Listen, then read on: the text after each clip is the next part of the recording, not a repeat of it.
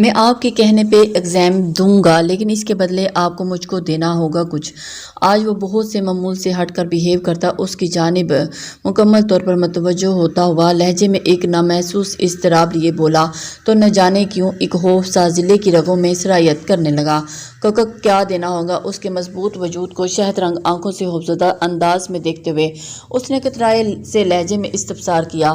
وہ میں آپ کو بتاتا ہوں، لیکن یاد رکھیے گا کہ جانے کے بعد اگر آپ نے میری بات نہیں مانے گی تو دنیا کی کوئی بھی طاقت مجھے یہ ڈگری مکمل کرنے پر مجبور نہیں کر سکتی۔ سر سے لہجے میں کہتے ہوئے وہ اس کے خوف کو مزید گہرا کر گیا۔ اس کا دل چاہا کہ وہ یہاں سے بھاگ نکلے جہاں ہر طرف اس کی ذات کو لے کے سودے کیے جا رہے تھے۔ کیا چاہتے ہو آپ؟ اس کی اس وحشت سے بھرپور آواز سنائی دی تو اس کے سامنے بیٹھے ذوالنورین کے چہرے پہ ایک تاریک سا سایہ لہرایا تھا۔ اب ماما سے ملنا چاہتا ہوں۔ بہت ہی غیر متوقع الفاظ سماعتوں کی نظر ہونے پہ اس نے کرنٹ کھا کے اس کے خوبصورت چہرے کو دیکھا جو اس وقت گہرے کرب میں ڈوبا نظر آ رہا تھا۔ آپ کی ماما وہ کہاں ہیں؟ اس کے دماغ میں کچھ دن قبل والا منظر لہرایا جب وہ بے ہوشی میں بھی اپنی ماں کو پکار رہا تھا۔ اب اس کی ایسی فرمائش، وہ یہی ہیں، اسی گھر میں ہی ہیں، لیکن میں نے ان سے مل نہیں پا رہا۔ اگر آپ ان سے مجھے ملوا دیں گی تو میں وعدہ کرتا ہوں کہ اس ڈگری کو آپ کے پڑھائے بغیر مکمل کر لوں گا۔ آپ کو جتنے پیسوں کی ضرورت ہے وہ بھی آپ کو مل جائیں گے۔ اتنے عرصے میں پہلی دفعہ اسے اس شخص کے چہرے پہ التجا، شائستگی اور منت جیسے تاثرات نظر آئے، اور یہ تاثرات سامنے بیٹھی ضلع کا دل بسیج گئے۔ کون تھی اس شخص کی ماں؟ اگر وہ اسی پیلس میں موجود تھی تو وہ کیوں سامنے نہ آتی تھی؟ کیوں بیٹے کو اس حالت میں اکیلے چھوڑا ہوا ہے؟ اور کیوں وہ اس بڑے سے پیلس میں فقط نوکروں کے در پہ پڑا تھا؟ اس کی فرمائش پہ اچانک بہت سارے سوالات اس کے ذہن میں گڈمڈ ہونے لگے تھے۔ تبھی اس نے ارادہ بنایا کہ وہ ضرور اس شخص کو اس کی ماں سے ملوائے گی۔ مجھے آپ کی شرط منظور ہے، اس نے آہستگی سے منظوری دی۔ اس کے لیے یہ بہتر تھا کہ جتنی جلدی اس کے یہاں سے جانے کا بندوبست ہو جاتا، اتنی ہی جلدی اس کی ایک اجنبی کے نزدیک رہنے سے جان بھی چھوٹ جائے گی۔ شکریہ مس ابراہیم۔ سنجیدگی سے اس کا شکریہ ادا کرتا وہ دوبارہ سے دیوار کی سمت دیکھنے لگا، جبکہ ضلع اٹھ کے اس کی میڈیسن لانے چل دی۔ اور یہ بھی الگ ہی داستان تھی کہ کتنے ہی جتنوں اور ذلت امیز لمحوں کے بعد یہ شخص اس کے ہاتھوں لائے گئے کھانے اور دوائی کو قبول کرنے لگا تھا، اور اسی وجہ سے وہ اسے اپنے ٹرسٹ میں لے چکی تھی۔ شہری جو کل تمہیں کالج سے پک کرنے آیا تھا وہ کون تھا؟ کالج کی بیک سائڈ پہ بنے لان میں بچھی نرم گھاس پہ آلتی پالتی مار کے بیٹھی شہری کو تمینہ نے مخاطب کیا تو اس کے ساتھ بیٹھی ہمنا بھی اس کی جانب متوجہ ہوئی تھی۔ شاہ زین، لالا اور زرغام چاچو تھے۔ اس نے سرسری سے لہجے میں جواب دیا۔ یہ تمہارے سگے چاچو نہیں ہے نا؟ اس نے اگلا سوال کیا تو اس نے نفی میں سر ہلایا۔ نہیں، ڈیڈ کے کزن ہیں۔ لیکن تمہیں کیا جو اس قدر ان کے متعلق تفتیش کر رہی ہو؟ یاد رکھو ان کی 4-5 دن تک شادی ہے۔ اور وہ اپنے مخصوص شرارتی انداز میں گویا ہی، لیکن تمینہ کے چہرے پہ اس کی شرارت کے کوئی اثر نہ جائے۔ شہرے وہ تمہیں پسند کرتے ہیں۔ اس کے الفاظ شہرے کے پورے وجود کو زلزلوں کی زد میں لیے گئے، جبکہ خوبصورت آنکھیں حیرت اور یقین سے پھیلتی چہرے کی خوبصورتی معصومیت کو ایک جلاسی بخش گئی۔ ان کا تمہیں دیکھنے کا انداز، انہوں نے تم پہ ایک نگاہ ہی ڈالی تھی، لیکن وہ نظر سب سے الگ تھی۔ وہ مزید بولی تو شہرے کے چہرے کی رنگت بدلنے لگی، مگر کچھ ثانیوں کے بعد وہ کچھ سنبھلی تو پھر ہنستی چلی گئی۔ پاگل ہو چکی ہو تم مینا؟ تم ایک تو میرا اور ان کا رشتہ، اور دوسری بڑی بات ان کی شادی ہونے والی ہے، وہ بھی ان سے جس سے انہوں نے اپنی مرضی سے نکاح کیا تھا۔ ان کے کیے گئے انکشاف کے صدمے سے نکلتے ہوئے وہ اپنے محسوس کھنکتے ہوئے لہجے میں بولی تو تمنا الجھی۔ لیکن شہری، اس نے کچھ کہنا چاہا جب شہری نے سرد سے اس کی بات کاٹی۔ ناولز کم پڑھا کرو میری جان، ورنہ آنے والے وقتوں میں تمہیں سب کی نظریں بدلی ہوئی نظر آئیں گی۔ شرارت سے اس کی بات چٹکیوں میں اڑاتے ہوئے وہ کھل کے ہنس دی تھی، جبکہ اس کی شرارت پہ ہمنا بھی ہنسنے لگی تھی۔ اچھا چلو یہ سب ختم کرو، اور شہری یہ بتاؤ کہ کل جا رہی ہو ہمارے ساتھ ٹرپ پہ؟ ہمنا نے اس کے موضوع کی طرف توجہ دلوانی چاہی جس پہ ڈسکشن کے لیے وہ یہاں آ کے بیٹھی تھی۔ یار میں کنفیوز ہو گئی ہوں، اب شادی کا فنکشن بھی سر پہ ہے اور ٹرپ چھوڑنے کا بھی دل نہیں، وہ منہ بناتے ہوئے بولی تھی۔ تو اس میں پریشانی والی کیا بات ہے؟ 2 دن بعد ہم واپس آ جائیں گے، اور اس کے بعد شادی کے فنکشن شروع ہونے میں تم آرام سے شادی بھی انجوائے کر لینا۔ ہمنا نے سکون سے تجویز پیش کی جو اسے قدرے بھائی چلو ٹھیک ہے، آج گھر جا کے ڈیڈ سے بات کر کے فائنل میسج کر دوں گی۔ وہ نیم رضامندی دیتے ہوئے اٹھ کھڑی ہوئی تھی۔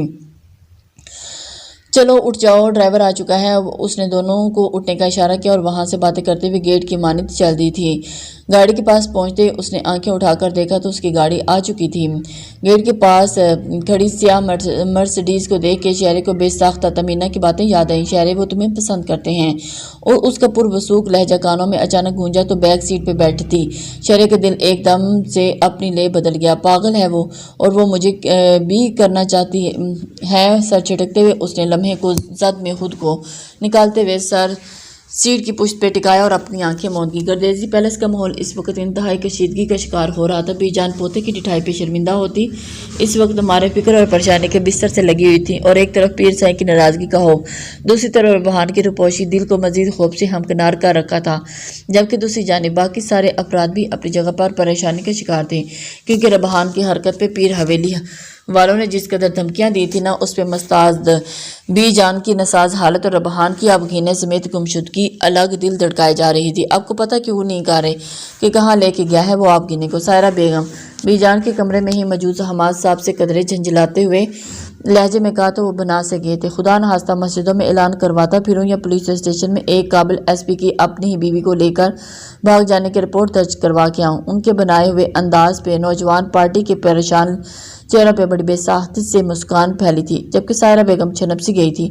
मेरा ये मतलब नहीं था, लेकिन आप किसी के जरिए या आसपास के इलाकों में अपने आदमी भेज के पता करवाएं ना। उन्होंने अब की बार लजाजत से शोहर को मनाना चाहा, क्योंकि उन्हें बीजान की हालत ज्यादा परेशान कर रही थी। पता करवा रहा हूँ, नहीं लेके जाता चांद के पार अपनी बीवी को। आप सब इसी रवैये से खाइफ वो गायब हुआ था, इसलिए अब लकीर पीटने से बेहतर है कि वो खुद को पुरसुकून रखें।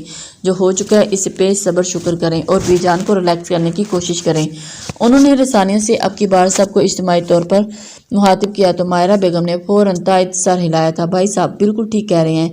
देखा जाए तो रबहान ने बहुत अच्छा कदम उठाया और बड़ी जीदारी से एक फजूल रस्म का खात्मा करने की कोशिश की थी, इसलिए बेहतर है कि हम इस चीज़ को तस्लीम करें और बीजान को भी पुरसुकून करें। मायरा ने बहन के कंधे पर हाथ रखते हुए उन्हें समझाया तो उसके तने में असाब ढीले पड़ गए थे। वो होले से मुस्कुराती बीजान की जानिब बड़ी जिन्हें इस वक्त ड्रिप लगी हुई थी, जबकि नौजवान पार्टी के दिलों में अपने बेबाक से लाला को और उनकी खूबसूरत सी बीवी को देखने का इश्तियाक बढ़ता जा रहा था। लेकिन इनके इश्तियाक से परे वो दोनों गर्देजी हाउस से बहुत दूर मुजफ्फराबाद में बने एक बेहद दिलकश कॉटेज के सामने मौजूद थे, जहां पहुंचकर उसने अपनी दुनिया बसाई थी। अपने दोनों बाजुएं दाएं बाएं फैलाए वो गहरी सांस भरते हुए शाम के गहरे होते साए में अपने सामने मौजूद खूबसूरत कॉटेज को देखता गाड़ी की बैक सीट की जाने मुड़ा। उफ! दरवाज़ा खोल के जब अंदर झांका तो उसे हनूस होशो हवा से बेनियाज पाया तो सुलग उठा। लानत पे मुझ पे जो तुम जैसे सड़े हुए शख्स की बात मान के बेहोश बीवी की नस दबा के अपनी बेहोश किए रखा।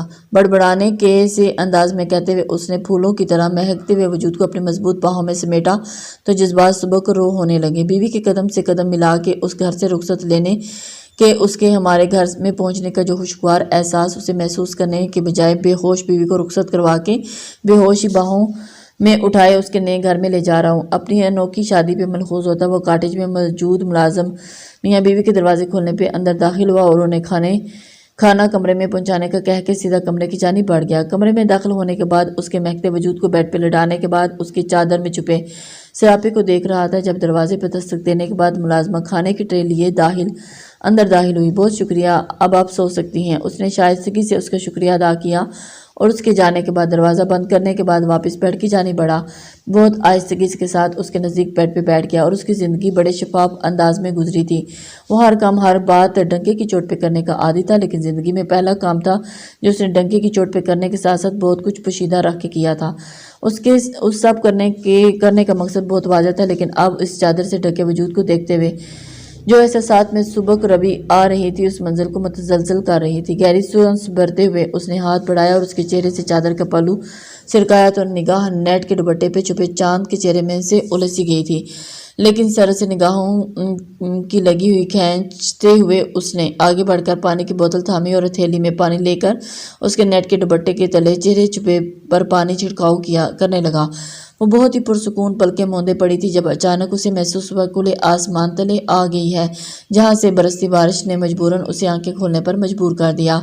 कसमसाए अंदाज में मस्कारे से बोझल आंखों पलकों को उबाह करते हुए उसने इर्द गिर्द देखना चाहा तो पहले ही नजर सुर्ख नेट के आंचल से टकराई तो गहरे ख्वाबों में सोया हुआ दिमाग एक झटके से जैसे जागा। उसे याद आया था कि वो किस तरह होशो हवा से बेगाना हुई थी और ये याद ही आना ही था कि वो एक झटके से उठी थी और खुद को जानिब कदरे झुके रहबान गर्देजी की चौड़े सीने से जा टकराई। वो अपनी ज़िंदगी में इतने बड़े तब्दीली के बारे में सोच भी नहीं सकती थी। इस अचानक हुए तसादम पे आप गिने का सांस जैसे रुक सा गया था, जबकि दूसरी जानिब रबहान इस महकते हुए सरापे को अपनी बाहों में यूं देख के पल भर के लिए हैरान होने के बाद खिल के मुस्कुराया था और इसे कबल के आप गिने संभलते हुए उससे फासला बढ़ाती उसने बायां बाजू बढ़ाया और उसकी नाजुक कमर में के गिर्द हायल कर दिया। हैर मुकदमी का ये दिलपजीर अंदाज बहुत पसंद आया मुझे। गंभीर मगर दिलकश लहजे में कहता उसके सीने से लगी आबी की आवाज़ ठठरा गया। नाजुक कमर के गिर्द लपेटे उसके मजबूत बाजू का सुलगता हुआ लम्स, उसकी पुरतपश सांसों की लबक, खूबसूरत लबो लहजे में छुपा हुआ तबस्सुम और पहलू पे सरसराती उसकी उंगलियों की हरकत पे, ये सब उसके असाब पे बहुत भारी महसूस हो रहा था। चच छोड़े मुझे। अपनी पूरी हिम्मत मुजतमा करते हुए उसने उसकी गिरफ्त में किस्मसाते हुए खुद को आज़ाद करवाना चाहा। जब उसके वजूद की नरमियों को महसूस करता रबहान उस मज़ाहमत पे चौंका और फिर खिर के मुस्कुरा दिया। माफ़ी चाहता हूँ लेकिन बहुत इल मैनर्ड हूँ इस मामले में, किसके हुक्म देने पे अमल नहीं करता मैं, दिलकशी से कहते हुए उसने उसकी कमर के गिर्द लिपटे अपने बाजों को झटका देते हुए उसे मजीद खुद के करीब किया तो क़यामत हेज़ गुर्बत पे उसकी सांसें उथल पुथल होने लगी। छोड़े मुझे। अब की बार मुतरन्नम लहजे में हल्की सी नमी छलकी तो रबहान ने नजरें झुका के उसके चेहरे की जानिब देखा जो हनूज नेट के सुर्ख आंचल में छुपा हुआ उसके एहसासात पे अजब अंदाज में असर छोड़ रहा था। बिना उसकी कमर से बाजू हटाए उसने दूसरा हाथ आगे बढ़ाया और उन दोनों के बीच दीवार बनते इस आंचल को बहुत आहिस्तगी से उसके चेहरे पर से हटाया तो जैसे चांद बादलों से निकलकर सामने आ गया था। उसके नाम के 16 सिंगार किए उसके दिल को के कवाड़ों पर दस्तक देती महसूस हो रही थी और उसके रूप और स्वरूप उसकी दिलकशी को देखते हुए रबहान गर्देजी का दिल उस दस्तक पर सारे कवाड़ खोलने के दर पे था। ब्रीथिंग टेकिंग उसकी सितमा नाक में पहनी गई नथ अपनी मखमूर निगाहें जमाए उसने मदहोश लहजे में सरगोशी की तो उस अंदाज़े बेखुदी पे सामने बैठी आप गिने लरज उठी। कौन है आप? उसने घबराए हुए लहजे में वही सवाल दोहराया जो वो गुज़िश्ता 2 मरतबा भी उसके दरमियान हुई गुफ्तगू में इस्तेमाल करती आई थी। आपको आपके घर वालों के सामने अपनी बाहों में उठा के रुखसत करवाने के बाद पूरी हनीमून अरेंज करके अपने सामने बिठा के देखने की जरूरत वही कर सकता है जिसके नाम की मेहंदी अपने हाथों पे सजाए बैठी हैं।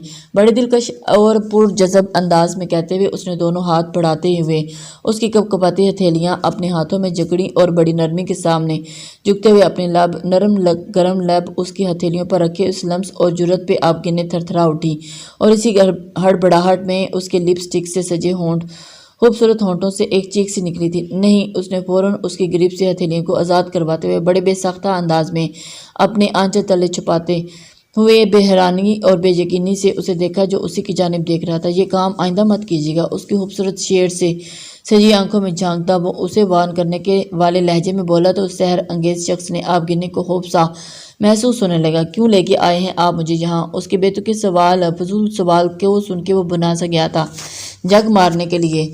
अगर सवाल शेर था तो जवाब भी सवा शेर था जिसे सुनकर आप गिने को उस शख्स की खुदसरी से खौफ आने लगा था।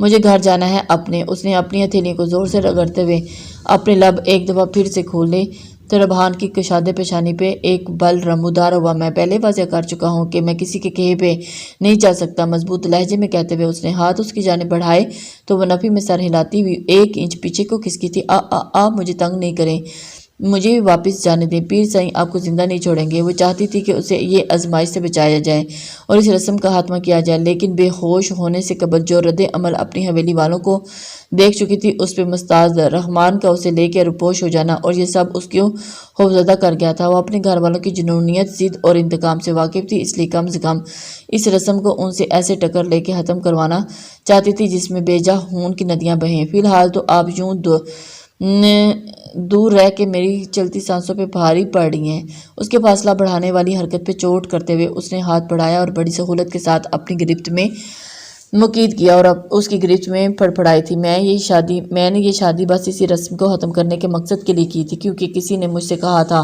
कि शादी का लो निकाह के बोलों کی طاقت محبت کروائے گی، لیکن اس کی مزاحمت کو تو مکمل نظر انداز کرتے ہوئے وہ بایاں بازو اس کی کمر سے گرد حائل کرتے ہوئے دائیں ہاتھ کی مضبوط انگلیاں اس کی جھومر پہ پھیرتا اس کی دھڑکنوں کے زیر و بم کو تباہ کر رہا تھا۔ لیکن اب آپ مکمل استحقاق کے ساتھ اپنی باہوں میں اس روپ کے ساتھ محسوس کرتے ہوئے مجھے لگ رہا ہے کہ میں محبت نہیں شدید ترین عشق کی طرف مائل ہو رہا ہوں، اور میرے جیسے عاشقوں کی دھمکیوں سے گھبراتے نہیں بلکہ فصول لہجے میں بولتے ہوئے اس کے کان کے بھاری چمکوں کی جانب جھکا تھا جو اسے اپنے ہونٹوں سے چھوتے ہوئے اسے بے ساختہ زور سے پینچتے ہوئے اپنے سینے میں پیوست کیا۔ شادی سے قبل جذبات اور احساسات صرف ایک ہی طرف مبذل تھے، اس لیے بڑی اہم شے منہ دکھائی آپ کی دلکشی کے شیان شان لینا بھول گیا ہوں، لیکن منہ دکھائی کے بعد جو احساسات تلاطم برپا ہوا ہے اس کے مطابق تحفہ وصول کریں۔ بھاری مخمور لہجے میں بولتے ہوئے وہ اس کے کوئی سمجھنے سے قبل ہی جھکا اور اس کی بھاری نتھ پہ اپنے لب رکھتا ہوا اسے پرشدت لمس کی حدت سے اس کے چہرے کو دہکا گیا تھا، اور پھر یہی نہیں اس کے گستاخ لب سرسراتے ہوئے اس کے بلائی لب کے اوپر بالکل درمیان میں موجود بڑے سے تل پہ اپنا تسلط جماتے اس کی سانسوں کی رفتار کو بڑھا گئے تھے۔ وہ اس کے اس قدر قریب تھا کہ وہ پلیز دونوں اس کے سینے پر ہاتھ رکھتے ہوئے اس نے فاصلہ بڑھانے کی کوشش کی تھی، مزاحمت کرنی چاہیے تھی، ورنہ اس نے بے لگام شخص کی حرکتیں، باتیں اور بے باک نگاہیں اس کے حواس چھوڑنے کا باعث بنتی جا رہی تھی۔ آپ گینے یہ فضول کی مزاحمت چھوڑ دیں کیونکہ اس کا فائدہ نہیں ہے۔ اس کی مزاحمت دیکھتے ہوئے وہ سنجیدگی سے گویا ہوا اور ہاتھ اس کے جھمکوں کی جانب بڑھاتے ہوئے انہوں نے اس کے کانوں سے الگ کرنا چاہا تو وہ جیسے پھٹ پڑی۔ آپ اتنے پرسکون کیسے ہو سکتے ہیں؟ آپ کو سمجھ کیوں نہیں آ رہی کہ جس لڑکی کو اس کے گھر والوں کے سامنے آپ یوں اٹھا کے لا کے رومانس بگاڑ رہے ہیں وہ کوئی عام لڑکی نہیں ہے، بلکہ وہ پیر حویلی میں صدیوں سے چلتی رسم کو پورا کرنے کے لیے چنی گئی لڑکی ہے، اور اسے یوں اٹھا کر لانے پہ آپ کے خاندان، آپ پہ، آپ کے جاننے والوں پہ کس قدر مشکلات آ سکتی ہیں آپ کو اندازہ نہیں ہے۔ اس لیے خدا کے لیے مجھے واپس گھر چھوڑ آئیں۔ پوری قوت لگا کے اس کی گرفت سے آزاد ہونے کی ناکام کوشش سے جھلستی وہ بلند آواز میں بولتی چلی گئی، جبکہ وہ بنا کوئی تاثر دیے اس کی بات مکمل ہونے کا منتظر تھا۔ اس ساری بات میں صرف ایک بات پہ شدید اختلاف ہوا ہے۔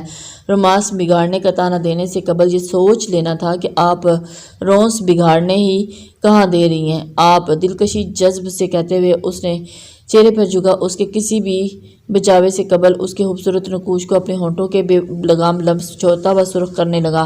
جب اس کی جرت پہ حق تک سی آپ گینے اس کے سینے سے لگی اسی کی گستاخیوں پہ لرز رہی تھی۔ میں کوئی پلے بوائے نہیں ہوں آپ گینے جو صرف انجوائمنٹ کے لیے اتنا بڑا قدم اٹھا گیا۔ میں ایک 28 سالہ باشعور مرد ہوں، مجھے اندازہ ہے کہ جو میں کر چکا ہوں اس کے کیا کیا اثرات ہو سکتے ہیں، لیکن اگر میں نے یہ قدم اٹھایا ہے تو مجھے اس کے بدلے ہونے والے رد عمل کو ڈیفینڈ بھی کرنا آتا ہے۔ اس لیے آپ یہ بات ذہن میں سے نکال دیں کہ میں آپ کو اپنے نام کر کے کسی بھی فضول رسم کا حصہ بننے کے لیے وہاں واپس چھوڑ کے آؤں گا، تو یہ تب تک ممکن نہ تھا جب آپ کو اپنی بیوی بنانے کی گھر سے گیا تھا۔ اب تو آپ سے عشق ہونے والا ہے۔ آپ خوبصورت لب و لہجے میں بولتا ہوا اس کی تمام باتوں کا جواب بہت واضح الفاظ میں دیتا آخر میں شوخی سے کہتے ہوئے اپنی آنکھیں دبا گیا تھا جیسے وہ ہوش میں آئی۔ اس کی باتیں سن کر اسے ایک دم سے حوصلہ بھی ہوا تھا، لیکن وہ جانتی تھی اپنے خاندان کو اور اگر میں اپنی مرضی سے کہوں کہ مجھے آپ کے ساتھ نہیں رہنا تو پھر اس کے دماغ میں گولی کی گونج جیسے ادھم مچا چکی تھی، لیکن اپنی بات کے جواب میں ربحان گردیزی کی بے باک گستاخ حرکت جو ادھم اس کے وجود میں مچا گئی تھی ایک لمحے کے لیے لرز اٹھی تھی، کیونکہ اس سوال کے جواب میں اس کے پہلو میں یہ دونوں ہاتھ مضبوطی سے جمائے اس کے وجود کی نرمی کو محسوس کرتے ہوئے بڑے گستاخانہ انداز میں اس کی گردن پہ جھکا اور ایک پرشدت لمس وہاں چھوڑتے ہوئے اس کے وجود کو لرزانے پہ مجبور کر گیا۔ پہلے ہی بتا چکا ہوں بڑا بے ادب اور ال مینرڈ سا بندہ ہوں، اور اپنے محسوس لہجے میں اسے باور کرواتے ہوئے اس نے اب کہ اس کے ہاتھ گردن پہ جھکی جمے بھاری ہاتھ کی جانب بڑھائے اور اس کے ارادوں کو سمجھتی اب گننے کی سانسیں اس کے سینے میں اٹکنے لگی۔ گہری تاریک رات کے سائے میں وہ برآمدے کی سیڑھیوں پر بیٹھی ہوئی اس سمے گہری سوچوں میں مگن تھی جب اپنی ویل چیئر کو گھسیٹتے ہوئے ابراہیم صاحب وہاں آئے تھے۔ کیا بات ہے ذلے، اس وقت یہاں کیوں بیٹھی ہو؟ اس کے نزدیک آ کے رکتے کیوں؟ انہوں نے نرمی سے استفسار کیا تو وہ اچانک آواز پہ جیسے چونک اٹھی۔ کچھ نہیں بابا، نیند نہیں آ رہی تھی تو یہاں آ کے بیٹھ کی، وہ سنبھلتے ہوئے مسکراتی ہوئی گویا ہوئی تو وہ بغور اس کا چہرہ دیکھنے لگے۔ کوئی پریشانی ہے کیا؟ اس کے سوال پہ وہ جزبوز سی ہوگی اور پھر کچھ سوچتے ہوئے بولنے لگی، بابا اگر کوئی چیز گھر کے اندر ہی کھو گئی ہو تو اسے کیسے ڈھونڈا جائے؟ اس نے بمشکل اپنے اندر ہوتی جنگ کو مناسب لفظوں کا روپ دیا تھا۔ گھر کے اندر کوئی چیزوں کے متعلق گھر والوں سے بہتر کوئی نہیں جان سکتا۔ انہوں نے اپنے مخصوص مشفقانہ انداز میں جواب دیا تو وہ مزید الجھی۔ لیکن اگر گھر والوں سے پوچھا نہ جا سکتا ہو تو پھر کیسے ڈھونڈی جائے؟ اس کے سوال پہ وہ ہلکا سا مسکرائے۔ گھر سے پوچھیں۔ اس کے جواب پہ اس نے متعجب سے انداز میں اس کی جانب دیکھا۔ گھر کے اندر کی بہت قیمتی چیزیں کھوئی ہو تو ہمیں گھر کے در و دیوار سے بھی پوچھنا چاہیے، کیونکہ اس سے بہتر کوئی جواب نہیں دیتا۔ اس قیمتی چیز کا گھر کے کسی نہ کسی کونے سے کوئی نہ کوئی تعلق ربط یاد نکل آتی ہے جسے ہم اس تک پہنچ جاتے ہیں۔ اس کے رسانیت بھرے انداز میں اس کے اندر جاری حلفشار کسی حد تک کم ہو گیا۔ بہت شکریہ بابا، بس تھوڑی سی پریشانی تھی لیکن اب میں ٹھیک ہوں۔ وہ قدرے حشاش پشاش لہجے میں گویا ہی تو وہ بھی پرسکون ہو گئے۔ چلو پھر اسی خوشی میں اچھی سے چائے بناؤ، دونوں باپ بیٹی مل کر پیتے ہیں، وہ ساتھ ہی گپ شپ بھی لگاتے ہیں۔ انہوں نے مسکراتے ہوئے کہا تو سر اسبات میں ہلا کر اٹھ گئی تھی۔ اللہ کا واسطہ ہے شہری، یہ پہ بھی ابھی چھوڑنے کی کوئی ضرورت نہیں۔ ابھی گھر میں داخل ہو رہا تھا کہ جب آیت کی جنجلائی سی آوازیں اس کے کانوں میں سنائی دی۔ آیت پپا جواباً اس نے کچھ کہنا چاہا تھا، وہ چلا اٹھی، خدا کے لیے شہری مجھے آیت ہی رہنے دو، مجھے نہیں چاہیے اپنے سے 2 ماہ چھوٹی لڑکی سی اتنی عزت۔ اس کے انداز پہ شہری سمیت وہاں موجود سبھی افراد کھلکھلا اٹھے۔ جب اسی جانب زرگام بھی ہلکا سا مسکرا دیا، بھائی میں بہت با ادب اور تمیزدار بچی ہوں اور رشتوں کے لحاظ رکھ کے مخاطب ہوں۔ اور اس کی شوخ لہجے پہ آیت نے فلور کشن اٹھا کے اس کی جانب پھینکا۔ ہاں اور تمہارے اور اسی ادب کے چکر میں ہم سب کے چانس تم خراب کر دیتی ہو۔ اب دیکھو ذرا زرگام لالا، جازم لالا، ارسم، راسم، عیسیٰ اور موس لالا، کس اینگل سے تم جیسی لڑکی کے چاچو لگتے ہیں؟ آیت کے انداز پہ اس کے ہونٹوں پہ ایک دفعہ سے کھلکھلاہٹ آزاد ہوئی تھی۔ زرگام نے بمشکل آنکھوں پہ ضبط کے گہرے پیرے بٹھائے اور اس کی جانب دیکھنے سے مکمل گریز کیا اور صوفے پہ برجمان ہو گیا۔ نوشے میاں، آپ کب لے رہے ہیں آپ اسے؟ آپ اسے دیکھ کر اس کی جانب متوجہ ہو گئے۔ جب اسے دیکھ کے شہری کے دماغ میں بے ساختہ تیمینے کے کہے گئے الفاظ لہرائے تو اس نے ایک دفعہ پھر اس کی جانب گردن گھمائی اور پھر پرسکون ہوگی۔ مینا کا دماغ تو خراب ہو گیا، چاچو کو تو نگاہ چاچی کو بہت پسند کرتے ہیں۔ اپنے دل کو تسلی دیتی وہ تیمینے کے کو رد کرتی پرسکون ہوئی تھی۔ مہندی والے دن اس نے آہستگی سے جواب دیتے ملازمہ کے ہاتھ سے پانی کا گلاس تھاما اور گھونٹ گھونٹ پینے لگا۔ چلو تمہارا تو مان لیا کہ تم تو ہو ہی روبوٹک مشین، لیکن ان محترمہ کا دیکھو جو تمہاری شادی کے لیے اتنی بے چین پھر رہی تھی، وہ کل ٹرپ پہ جا رہی ہیں۔ عیسیٰ نے اس کی توجہ شہرے کی طرف دلوانی چاہی جو اس وقت وہاں ان سب کو اپنے ٹرپ کے بارے میں ہی بتانے آئی تھی۔ تو اس میں پریشانی کیا ہے؟ یہ موقع روز روز تھوڑی آتے ہیں، مہندی 2 دن بعد تیسرے دن ہے، تو تب تک یہ واپس آ جائیں گی۔ وہ جو واقعی یہ چاہتا تھا کہ ان دنوں ان کی نظروں سے اوجھل ہو جائے، کیونکہ یہ لمحے یہ دن اس پہ مستعد اداس ان کی موجودگی بہت بھاری پڑ رہی تھی۔ وہ اپنا ضبط کھوتا جا رہا تھا۔ اسے یہ موقع بہت بہترین لگا، اس لیے بنا اس کی جانب دیکھے اس نے اس کی طرف داری کی تو جیسے کھلی اٹھی۔ واو تھینک یو زرگام چاچو، اب تو دولہے کی جانب سے پرمٹ مل گیا ہے، اب تو جانا کنفرم ہو چکا ہے۔ وہ چہکتی ہوئی اپنی دوستوں کو مطلع کرنے کے لیے اٹھی اور وہاں سے بھاگ نکلی، جبکہ وہیں بیٹھا زرگام ملک اس کی غیر موجودگی کو محسوس کرتا وہاں ہو کے بھی وہاں موجود نہ تھا۔ پیر حویلی کے افراد اس وقت پاگل کتوں کی مانند ربحان گردیزی اور آبگین جعفر کو تلاش کر رہے تھے، جو ان کو مل گئی اطلاع کے مطابق گردیزی پیرس میں نہ گئے تھے۔ پیر سائیں آپ کس بات کا انتظار کر رہے ہیں؟ آپ کیوں اجازت نہیں دے رہے کہ گردیزیوں کی بیٹی کو اٹھا کے لے آئیں؟ ربحان گردیزی کو کہیں یا تو ہماری بیٹی واپس کر دیں یا اپنی بہن کو اس رسم کی بھینٹ چڑھانے کے لیے تیار ہو جائیں۔ سفیر سائیں اور دلال جعفر جو ان سب سے زیادہ غصے اور آب گولا ہو رہے تھے، وہ غصے سے پیر سائیں سے مخاطب ہوئے۔ اوہوں، تحمل کا مظاہرہ کرو، کیونکہ اب ہماری بچی تو ہماری رسم نبھانے کے قابل نہیں رہے۔ انہوں نے 90 تولے الفاظ کا سہارا لیا، کیونکہ ان کے خیال میں اب تک ربحان گردیزی آبگینے کے وجود پہ اپنے وجود کی چھاپ چھوڑ چکا ہوگا، اور اس صورت میں تو وہ یہ رسم نبھانے کی اہل نہ رہی تھی۔ اس لیے ہم ربحان گردیزی کے گھر کی ایک بچی کو اس رسم کے لیے ضرور اٹھا کے لائیں گے، لیکن اس سے پہلے اس شخص کو کمزور کرنا ہوگا جس کی پشت پناہی سے وہ کمینہ شخص ہماری بچی اٹھا کے لے گیا۔ پیر سائیں کی بارو آواز سب چونک کے اس کی جانب دیکھا، جس کے چہرے پہ اس وقت جلال سائے چھائے ہوئے تھے۔ کون سا شخص؟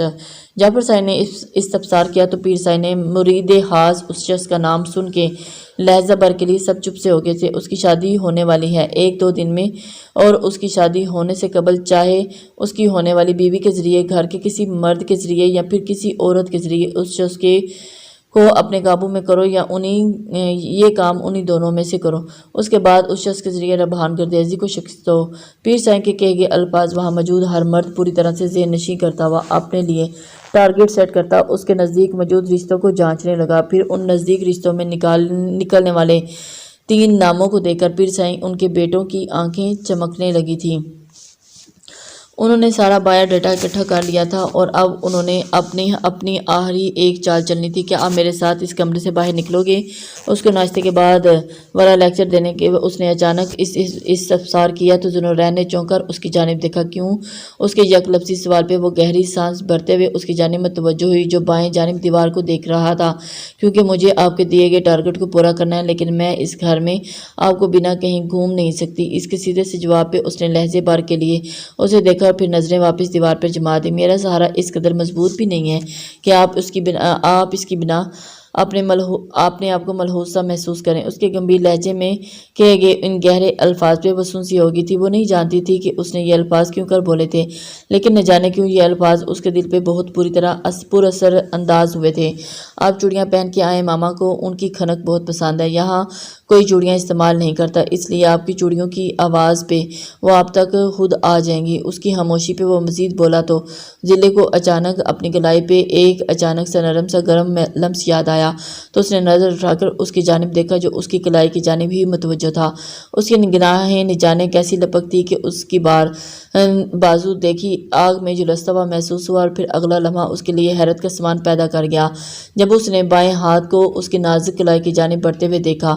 اس کا بایاں ہاتھ آگے بڑھا لیکن اس سے قبل کہ وہ اس کی کلائی کو چھوتا اس نے سرت سے اپنی انگلیاں اندر کو موڑی اور زور سے مٹھی کرتا ہوا واپس وہ کھینچ گیا تھا۔ مجھے ریسٹ کرنی ہے اب، سپاٹ اور قدرے بیگانے سے انداز میں کہتا ہوا اس نے اپنی ویل چیئر کا رخ بیڈ کی جانب موڑا تو وہ دبی سی سانس اندر کو کھینچتی ہوئی انٹرکام کی جانب بڑھی تھی تاکہ نیچے سے کسی ملازم کو بلا سکے جو آ کے ذوالنورین کو بیڈ پہ لیٹنے کی مدد دے سکے۔ لیکن نیچے سے جو اطلاع اسے ملی تھی وہ سن کے وہ سن سی ہو گئی تھی۔ آج میر پیلس میں کوئی بھی میل ملازم نہیں تھا جو اس کی مدد کر سکے۔ اطلاع سن کے اسے ایک لمحے کو سمجھ آ گئی تھی کہ یہ جان بوجھ کے کیا گیا تھا کیونکہ ایسا ممکن ہی نہیں تھا کہ اس وقت پورے پیلس میں ایک بھی مرد ملازم موجود نہ ہو۔ وہ شازمین کی اس حرکت کے پیچھے چھپے گھٹیا مقصد کو سمجھتی ہوئی اپنی جگہ سے کھڑی ہوئی اور مرے مرے قدم اٹھاتی ہوئی بیڈ کی جانب بڑھی جہاں وہ ویل چیئر پہ بیٹھا ملازم کے آنے کا منتظر تھا۔ تیز سے دھڑکتے دل پہ بمشکل قابو پاتے ہوئے اس نے کپاتا ہاتھ ذوالنورین کے کندھے پہ رکھا اور نرم اور نازک ہاتھ کا لمس محسوس کر کے بری طرح سے چونکا اور پھر ہوش میں آتے ہی سر سے اس کا ہاتھ اپنے کندھے سے جھٹکا تو ضلع کی عزت نفس ایک دفعہ پھر سے چکنا چور ہوئی تھی۔ ملازم نہیں ہے نیچے، بے تاثر لہجے میں کہتے ہوئے اس نے ہاتھ پھر سے اس کی جانب بڑھایا تو اس نے تیوری چڑھا کر اس کی جانب دیکھا تھا تو اس کے اس قدر اکھڑ اور بے لحاظ انداز پہ ضلع نے ڈھیر سارے آنسو حلق میں اتارے۔ آپ کب سے میری پرسنل میٹ کے طور پر مجھے اسسٹ کرنے لگی ہیں؟ اس نے ترکش سے مزید تیر چلائے تو مارے اہانت سبکی کے اس نے دل چاہا کہ زمین میں دنسی چلی جائے۔ مجھے یہاں تمہارے لیے ہی ہائر کر گیا ہے اور اس دورانیے میں مجھے تمہیں ٹیوشن نہیں دینی ہوتی بلکہ بوقت ضرورت تمہارے ملازمین کے میسر نہ ہونے پر تمہاری دیکھ بھال بھی کرنی ہوتی ہے۔ اس نے پہلی دفعہ اس کے لیے تم کا لفظ استعمال کیا تھا اور یہ شاید خود کو باور کروانے کے لیے تھا کہ وہ اس کے لیے صرف اس کا اسٹوڈنٹ ہے، اور دوسری جانب اس نے بہت صفائی کے ساتھ اپنے وہاں ہونے کا مقصد بھی باور کروانا چاہا تھا۔ اس لیے اس کے مزید کچھ سنے آگے بڑھی اور اپنا ایک نازک بازو اس کے کندھوں کے گرد حائل کیا اور ایک ہاتھ سے اس کا بازو تھاما تو اپنی ہی دھڑکنوں میں طوفان سا مچ گیا تھا۔ یہ اس کی زندگی کا پہلا لمحہ تھا جب ایک مرد اس کے نزدیک یوں آیا تھا اور مرد بھی وہ جس کے ساتھ اس کا کوئی رشتہ نہ تھا۔ لیکن تکلیف دہ بات یہی تھی کہ رشتہ کوئی نہ تھا مگر قربت بلا کی تھی، اور اس قربت کا اثر دوسری جانب بھی بڑی بے ساختی میں ہوا تھا کیونکہ اس کے نزدیک آنے پہ ذوالنورین کی خوبصورت آنکھوں میں چھایا ہوا جمود ایک لہجے کے لیے تنزلی کا شکار ہوا تھا۔ لیکن اس سے پہلے کہ اس کیفیت سے گھبراتے ہوئے اس کے بازو اپنے گرد ہٹاتا وہ سپاٹ لہجے میں بول اٹھی، میری ڈیوٹی مجھے کرنے دو کیونکہ ڈیوٹی نہ کرنے کی صورت میں مجھے یہاں سے نکال دیا جائے گا اور ایسے میں تمہیں تمہاری ماما سے نہیں ملوا سکوں گی۔ اس نے بہت سبھاؤ کے ساتھ ہی اس کی کمزوری پہ وار کرنے کی کوشش کی اور یہ کوشش اس کی کامیابی کی طرف اس کو لے کر جا رہی تھی کیونکہ اس کا مزاحمت کے لیے ہاتھ اٹھا واپس اپنی گود پہ جا ٹکا تھا، اور اس کے انداز پہ واضح ہی اس کو ہوتی ہوئی شکست محسوس کر کے وہ 1 انچ مزید بڑھی اور اسے سہارا دے کے وہیل چیئر سے کھڑا کیا، اور اتنی سی جدوجہد میں ہی وہ اپنے دانتوں تلے پسینہ آ گیا تھا۔ میں آپ کی